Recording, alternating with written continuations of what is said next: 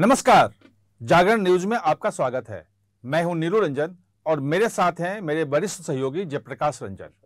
आज हम बातचीत करेंगे अमेरिका और भारत के बीच में जो टैरिफ वार चल रहा है और आज से वो 50% जो टैरिफ है वो लागू भी हो गया है। इसके बीच में एक और बड़ी खबर आ रही है। अमेरिका में एक बड़ी बहस शुरू हो गई है कि H1B वीजा जो है वो बंद कर दिया जाए। उस वीजा का अधिकांश जो था भाग वो भारतीयों के लिए था, जो खासतौर पे जो आईटी एक्सपर्ट थे वो उनको वो वीजा मिलता था और वहां अच्छी सैलरी पे जाते थे। अब उन पे एक खतरा आ गया है। ग्रीन कार्ड होल्डर्स को भी बड़ी बातें कही जा रही हैं वहां पे अमेरिका में। क्या है पूरा मामला, भारत पे क्या प्रभाव पड़ेगा, इसको आज समझेंगे हम जयप्रकाश रंजन से। जयप्रकाश रंजन जी, क्या बहस शुरू हुई है H1B वीजा पे? H1B वीजा जो है, जो सबसे पहले तो यह है कि ये खास तरह के प्रोफेशनल्स को अमेरिका में काम करने के लिए दिया जाता है, अमेरिका सरकार की तरफ से दी जाती है ये जो वीजा है। लेकिन अब H1B वीजा में को लेकर जो विवाद है ये पिछले 24-48 घंटों में थोड़ा सा ज़्यादा पकड़ा है, क्योंकि वहाँ पे फ्लोरिडा के एक गवर्नर हैं और रोन डेसेंटिस और दूसरे जो यूएस के कॉमर्स सेक्रेटरी हैं हावर्ड लुटनिक, जिनके साथ अभी कई बार भारत के वाणिज्य मंत्री के साथ भी उनकी वार्ता हुई थी जो सफल नहीं रही। उन दोनों का बयान एक साथ आया है। दोनों ने एक वहाँ के टीवी चैनल में साक्षात्कार में बताया है कि इनफैक्ट जो उनकी भाषा है वो बहुत ही ज़्यादा वो है आपत्तिजनक कही जा सकती है। उनका कहना है कि ये H1B वीज़ा को लेकर अमेरिका में फ्रॉड हो रहा है और विदेशी नागरिकों को जॉब दिया जा रहा है, अमेरिकी नागरिकों को नौकरी देने में उनको नज़रअंदाज किया जा रहा है। लेकिन नीलू, इसके साथ हमें यह भी याद रखना होगा कि H1B वीज़ा को लेकर जो अमेरिकी सरकार का जो रवैया है ये पहली बार नहीं है कि इस तरह से थोड़ा सा इस तरह का है। ट्रंप ने 2000 इसके पहले भी जो कार्यकाल आया था उन्होंने बाकायदा इस तरह के वीज़ा पे रोक लगाने के लिए एक बिल भी पेश कर दिया था जो पास नहीं हो पाया, जिस पर वोटिंग नहीं हुई थी। और उसके पहले बराक ओबामा ने भी अपने दूसरे कार्यकाल में जब राष्ट्रपति थे उन्होंने इस तरह के इस वीज़ा को लेकर जो खास विदेशी प्रोफेशनल्स को दिया जाता है चिकित्सा क्षेत्र में, इंफॉर्मेशन टेक्नोलॉजी क्षेत्र में या दूसरे क्षेत्र में जो विशेषज्ञ होते हैं प्रोफेशनल, जो दूसरे देशों के नागरिक होते हैं, उनको जो दिया जाता है उस पर उन्होंने रोक लगाने के लिए एक बिल शायद लाने की कोशिश की थी। हालांकि उसको भारत ने बहुत लॉबिंग की और उसका जो वहाँ पे डोमेस्टिक पॉलिटिक्स में उसका विरोध हुआ, कंपनियों ने विरोध किया, तो उसको आगे नहीं बढ़ाया गया। लेकिन अभी ताज़ा जो जिस तरह से भारत और अमेरिका में टैरिफ को लेकर टेंशन चल रहा है, उसमें वहाँ के दो बड़े राजनीतिकों की वजह से की तरफ से और अधिकारियों की तरफ से इस H1B वीज़ा को फ्रॉड बताना और उसको बंद करने की धमकी देना या उसके लिए ये सीधे सीधे कहना कि हम इसको बंद करने जा रहे हैं, ऐसा वहाँ के वाणिज्य सचिव ने कहा है, वहाँ के जो वाणिज्य मंत्री हैं ट्रंप प्रशासन में।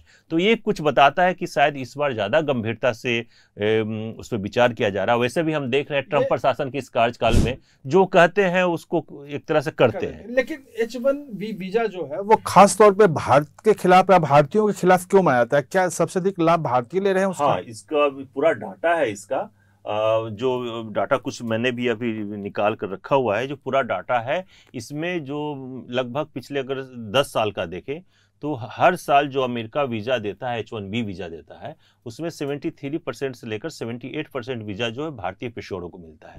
वजह यह है कि भारतीय पेशेवर जो हैं अंग्रेजी बोलना अच्छा से जानते हैं। भारतीय शिक्षा जो पूरी व्यवस्था जो है, जो हमारा स्ट्रक्चर है एजुकेशन का, वो उस तरह के पेशेवर को, प्रोफेशनल्स को तैयार करते हैं जिसकी ज़रूरत अमेरिकन कंपनियों को होती है। जो जैसे 2022 में अमेरिका ने ये जो H1B वीज़ा है उसमें 4,42,000 दिए थे, जिसमें से अकेले भारत को 3,22,660 वीज़ा भारतीयों को मिला था, जो 78% है। इसी तरह से 2024 में देखिए नीलू, तो कम हो गया था। जो टोटल वीज़ा दिया गया था उसमें भारत को दिया गया था 20% ही लगभग था। 1,30,000 दिया गया था, उसमें 24,766 भारतीय आईटी प्रोफेशनल्स को दिए गए थे। लेकिन हाँ, 10 साल में देखें तो भारतीयों को सबसे ज्यादा मिलता है। और अभी भी शायद, और इसमें एक और भी इंटरेस्टिंग चीज है कि पिछले 3-4 साल का जो ट्रेंड है उसमें H1 वीजा का फायदा उठाकर के जरिए भारतीयों को नियुक्त करने का जो काम है जो ट्रेंड है वो अमेरिकन कंपनियों में ज़्यादा है। अमेजन, गूगल, ये कंपनियां ज़्यादा उठा रही हैं इसका फायदा। बस पहले भारत की HCL, TCS और इन्फोसिस जैसे सॉफ्टवेयर डेवलपमेंट कंपनियां उठाती थी, लेकिन अब उनका जो शेयर है टोटल H1B वीजा में उनका बहुत कम हो गया है। नहीं, तो वही बात है कि आप पिछली बार कह रहे हैं कि ओबामा के समय में भी कोशिश हुई थी, ट्रंप का जो पहला कार्यकाल था उसमें भी कोशिश हुई थी और कंपनियों ने विरोध किया था। तो पहले की तुलना में इस बार का जो वातावरण है वो कैसे बदला हुआ है और कैसे लग रहा है कि ट्रंप जो कर रहे हैं वो पूरा जो बोल रहे हैं वो हो ही जा रहा है उनके लोग, और ये कितना इम्पैक्ट अमेरिकी कंपनियों को करेगा? जी, अमेरिकन कंपनी पे जो अभी तक जो देखते हैं आगे किस तरह से होता है, लेकिन पिछले कुछ सालों में जब भी इस तरह की बात हुई है तो हमारे के जो संस्थान है, जो हमारे के बिजनेस चैम्बर्स हैं, हमारी जो IT सॉफ्टवेयर कंपनियों के जो शीर्ष संस्थान है NASSCOM, उनकी रिपोर्ट बताती है कि ये अगर इस तरह से लागू किया जाए तो इसका घाटा जो है अमेरिकी कंपनियों को ही होगा। और इस बारे में बाकायदा नास्कॉम के अधिकारी जो हैं, जब पहले भी इस तरह की कोशिश होती थी बिल लाने की, तो भारत से उनके अधिकारी जाते थे और वहाँ पे लॉबिंग करते थे, वहाँ से पॉलिटिशियन से मिलते थे, वहाँ के दूसरे जो कानून बनाने वाले लोग हैं उनसे मिलते थे, वहाँ के उद्योग चैम्बरों से मिलते थे, अपनी बात रखते थे। और ये भी बताते हैं, ये लोग ये भी बताते थे कि कैसे हम लोग खुद ही अमेरिकी नागरिकों को ज़्यादा जॉब दे रहे हैं, भारतीय कंपनियां दे रही हैं। और इसका पूरा डाटा इन्होंने दिया था, डाटा मेरे पास अभी है नहीं, लेकिन ये डाटा दिया था जिसमें भारतीय कंपनियां अमेरिकी नागरिकों को जो नौकरी दे रही हैं वो लगातार बढ़ा था। तो अमेरिका का जो कंसर्न था ये लोग उसको एड्रेस कर रहे थे। लेकिन ये जो ट्रंप प्रशासन है इसका दूसरा रवैया आप देख रहे होंगे, कैसे एप्पल को जो कंपनी है उसको कहा गया, एनवीडिया कंपनी जो है चिप निर्माता कंपनी है उसके साथ कैसे व्यवहार किया गया है। एप्पल को बाद में आकर एक संयुक्त प्रेस कॉन्फ्रेंस किया गया और एप्पल ने बताया कि कैसे हम दूसरे देशों में नहीं बल्कि अमेरिका में अपने मैन्युफैक्चरिंग का हब बनाने जा रहे हैं। तो जो कॉरपोरेट सेक्टर और अमेरिकी सरकार का भी रिश्ता था नीलू, वो अब काफ़ी बदल गया है और वो कहीं ना कहीं दबाव में दिख रही है। अमेरिकी जो ट्रंप प्रशासन जो उनको जो राष्ट्रवाद है वहाँ का, उस हिसाब से उनको काम करना पड़ रहा है और ट्रंप प्रशासन उससे काम करवा रही है। तो इस बार जो ये तर्क काम करेगा नहीं, इसको देखना पड़ेगा, इसके लिए अभी वेट करना पड़ेगा। लेकिन एक बात देखिए कि अभी कुछ दिन पहले, 2-3 दिन पहले ही 2+2 जो बातचीत है उसकी भी बातचीत हुई। जो अलास्का में जो संयुक्त सैन्य अभ्यास है वो भी भारत और अमेरिकी सेनाओं के बीच में हुआ और उस बीच में इस ढंग के बयान आ रहे हैं। तो भारत का जो विदेश मंत्रालय कोई बहुत अच्छी प्रतिक्रिया नहीं दे रहा। आखिर मतलब किस बात का वेट हो रहा है, क्यों चुप्पी है? क्या लग रहा है कि रिश्ते सुधरेंगे, कि उम्मीद लग रही है? मतलब बाहर तो ऐसा दिख नहीं रहा। क्या मानना है भारत सरकार? इस बारे में तो आधिकारिक तौर पे जो विदेश मंत्री एस जयशंकर ने पिछले दिनों कहा था, उस पर हमें जाना होगा। उन्होंने कहा था कि हमारे बीच बातचीत जारी है, कुट्टी नहीं हुई है। जो उन्होंने कहा था कुट्टी नहीं हुई है, हमारे बीच बातचीत जारी है। लेकिन ये बात भी सच है कि अभी ट्रेड को लेकर या जो शुल्क वाली जो बातें हैं उसको लेकर बहुत ही मुखर तरीके से आप उच्च स्तर पर बातचीत नहीं हो रही है। अब परसों जो 25 अगस्त को एक जो दोनों देशों के बीच 2+2 वार्ता थी, वो होता है कि उसमें विदेश मंत्रालय और रक्षा मंत्रालय के वरिष्ठ अधिकारियों की मीटिंग होती है जो शीर्ष स्तरीय बैठक की तैयारी करती है। तो उसमें ट्रेड का मुद्दा भी उठा, लेकिन मोटे तौर पे उसमें डिफेंस और पिछली बार जो 2+2 में जो दोनों देशों के विदेश मंत्री और रक्षा मंत्रियों की अगुवाई में होती है, उसमें जो फैसले हुए थे उसकी समीक्षा को लेकर हुई थी। लेकिन उसमें ट्रेड का मुद्दा उठा, लेकिन शुल्क को लेकर शुल्क को लेकर शायद उतनी बातचीत उसमें नहीं हुई कि अमेरिका ने जो शुल्क लगाया है भारत का क्या रुख है। तो भारत की जो आप बात कर रहे हैं कूटनीति की, तो भारत इस पर आप शुरू से देखिएगा, जब से अमेरिकी सरकार ने 1 अप्रैल को ही जो ट्रंप ने घोषणा की थी, तो भारत इस पर बहुत ही डिप्लोमेसी का वो तरीका अपनाता है कि इसमें बहुत अभी नहीं बोलना है। डिप्लोमेसी में बहुत ज़्यादा नहीं बोलना भी बहुत बड़ा एक उनका कारण होता है, उसके पीछे बहुत बड़ी सोच होती है। तो भारत अभी बहुत आगे बढ़ चढ़कर नहीं बोल रहा है, बहुत हर बात पे प्रतिक्रिया नहीं जता रहा है।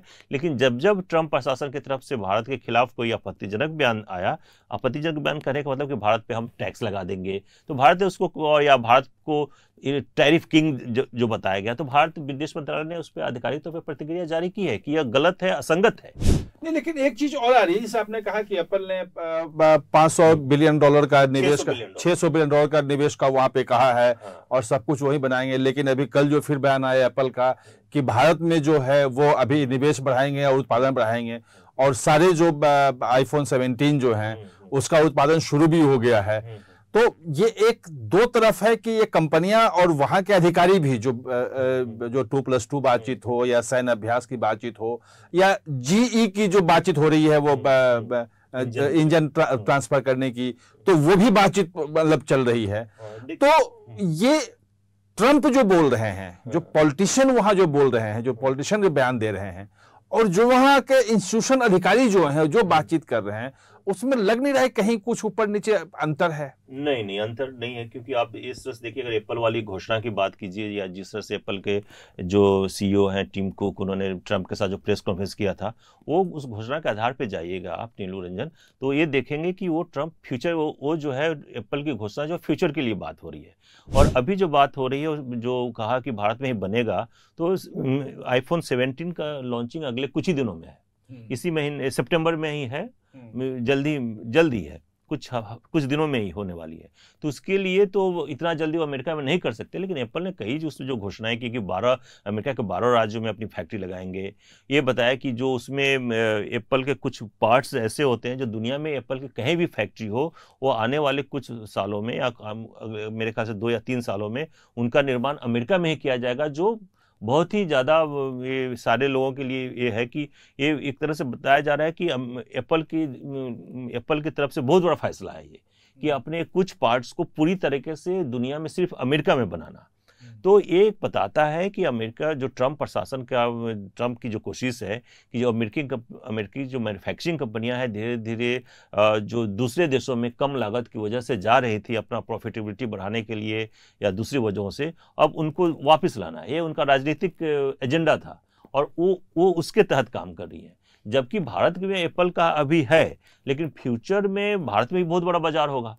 तो एप्पल का ऐसा नहीं है कि एप्पल के बुढ़िया बिस्तर भारत से बन जाएगा, क्योंकि एप्पल का मार्केट भारत में भी बहुत बड़ा बनने वाला है। तो इसलिए एप्पल भारत में भी रहेगा, लेकिन फ्यूचर में जो अभी तक था कि एप्पल सब कुछ उसका मैन्युफैक्चरिंग बाहरी देशों में ज़्यादा होता था, हम ये फ्यूचर में देखेंगे, भविष्य में देखेंगे कि उसका बहुत सारा हिस्सा जो अमेरिका से आएगा, इन देशों में आएगा। निश्चित रूप से कि ट्रंप जो कह रहे हैं और उसका इम्पैक्ट दिख भी रहा है। और अब जो नई बात शुरू हुई है, वहाँ के जो सेक्रेटरी कॉमर्स ने कह दिया है या गवर्नर ने बोल दिया है, तो H1B वीजा को लेके भी बात हो सकती है। बहुत तेजी से जो ट्रंप की नीतियों के कारण, टैरिफ वार के कारण से जियोपॉलिटिकल जो है सिचुएशन बदल रही हैं, बहुत सारी नई चीजें हो रही हैं। प्रधानमंत्री 2 दिन बाद जो है वो जापान जाने वाले हैं, फिर चाइना जाएंगे।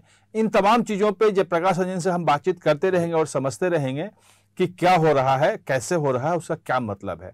आप हमारे साथ चर्चा में जुड़े, इसके लिए बहुत बहुत धन्यवाद।